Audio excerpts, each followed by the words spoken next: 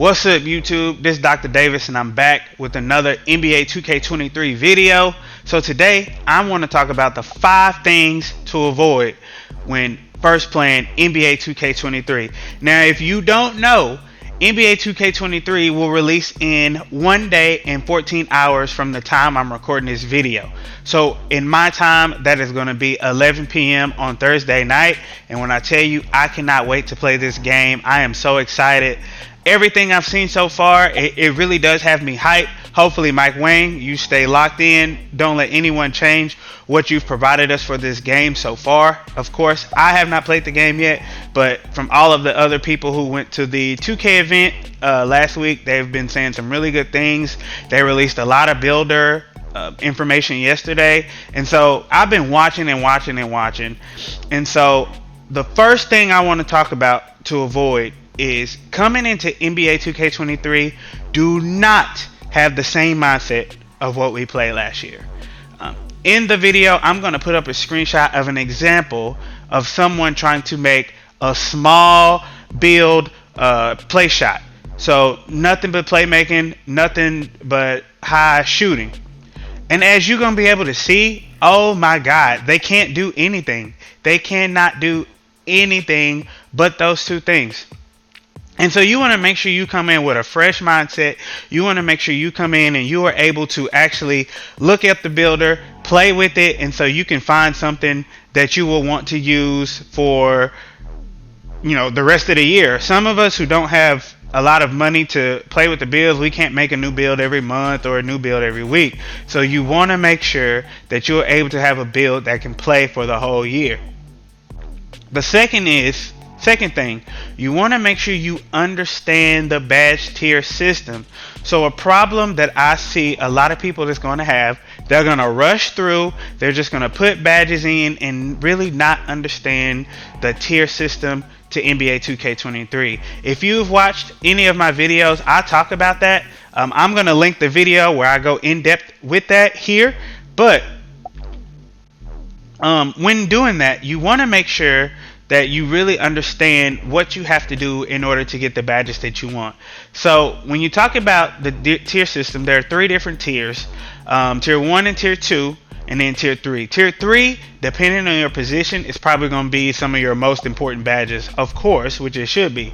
But also in tier 3, those are going to be the most expensive badges. And so when you are making your player, you have to understand how many badge points you're going to need to get to what you want to get to. So for example, let's just say you want to be a slasher and posterizer is in tier 3. Well, posterizer in tier 3 for a gold is probably going to be 7 badge points. Tier 1 and tier 2, you have to spend at least 10 badge points in tier 1 and tier 2 in order to get to tier 3.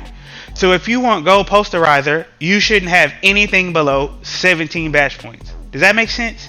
Like, I want to make it as simple as possible for you guys, because I know that's a lot of math. That's a lot of going in, looking and see what you need and what you don't need. But I'm someone who enjoys that, who loves that. So 1, if there's any build you want to see, please let me know down in the comments. And 2, if you have any questions, man, just let me know, because that first day the game come out, I'm going to be in the builder for hours. I like to make a specific player. I've made the same type of player since 2K15. So I'm going to continue to make the same player that I make. I'm not going to deviate because I love the way my players play.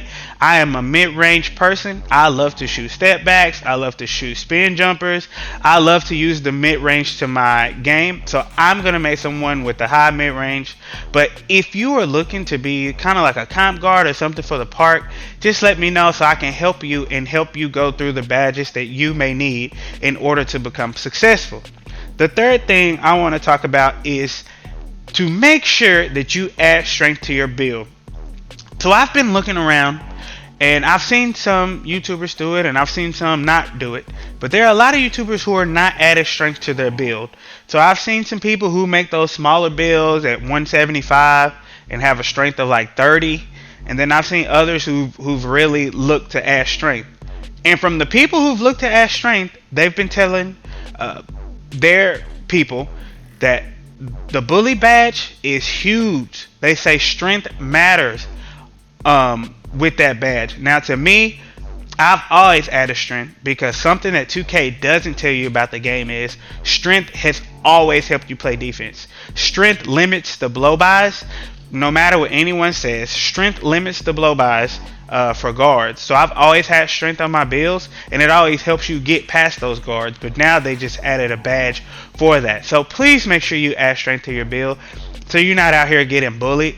Now, if you are in a specialized situation where you just gonna be the point guard, you just gonna score, you're gonna have a couple lockdown defenders, and they're gonna put you on the weakest player. You still may get bullied, but that may help a little bit better.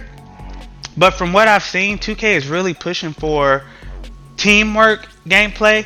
So I suggest you make a build that can not be really good, but have decent, solid stats in everything, and not really try to specialize in 2 or 3 things unless you are going to be a specialist like a sharpshooter or a pure slasher or a pure defender, things like that. You want to specialize with things like that.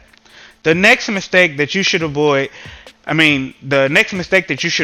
is trying to build a superstar build unless you play with randoms. If you have teammates, you want to make builds that complement each other's strengths and weaknesses. Like I said, this is going to be a game that is based on how you play with teammates, so you want to make sure that you are able to help your teammates wherever they may need it. So if you know your point guard cannot play defense, then you need to have other defensive players around you. You need to make a build that can play defense. If you know your point guard likes to shoot threes, you need to have a player that can get to the basket and that can kind of supplement everything that you need to be done in order to be successful. Now, we'll see how long this lasts, but right now, with the addition of the adrenaline boost, I don't see ISO being a major factor when it comes to playing games. Now, of course, people are going to try to get their clips or whatever, but when you're talking about ISO for 24 seconds, I really don't see that happening now. So you're going to have to make sure to use your teammates. And then the last thing, that a common mistake that people make is they get on the game, they don't play the game, they don't practice, they don't do anything, and they just complain about how bad the game is. So the next thing you need to make sure you do, get in the lab. Okay, get in the lab. Practice with your player. Practice making the jump shots. Practice the dribble moves. Practice whatever you need to practice to become a better player. Mike Wang has already said this is going to be a skill gap year. So the people who learn the game are going to be the people who are successful in the game. So you want to make sure you are taking the time to do that. I seen something the other day, and it was saying that you could change the shot timing. So if you want your shot to be very early, you could change it to very early. If you want it to be early, you can change it to early, and so on and so on. And so that may be something y'all may want to look into. If you know you lag or anything like that, you can put it on very late or put it on late. Whatever you need to do to make sure you can get better at the game, you need to do that.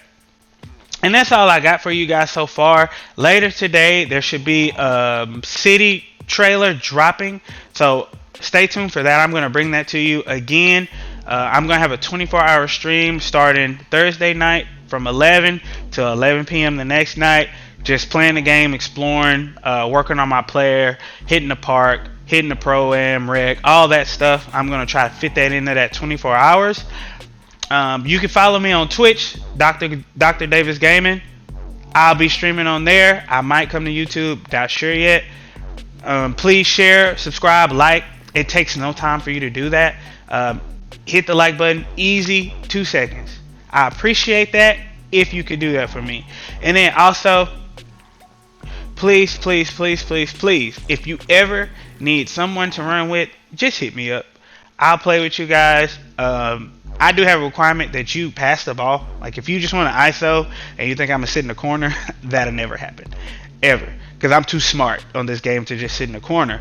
But outside of that, you know what I'm saying. So once again, thank you so much. If you've made it this far, thank you so much. I appreciate your love and support for watching. Outside of that, be blessed.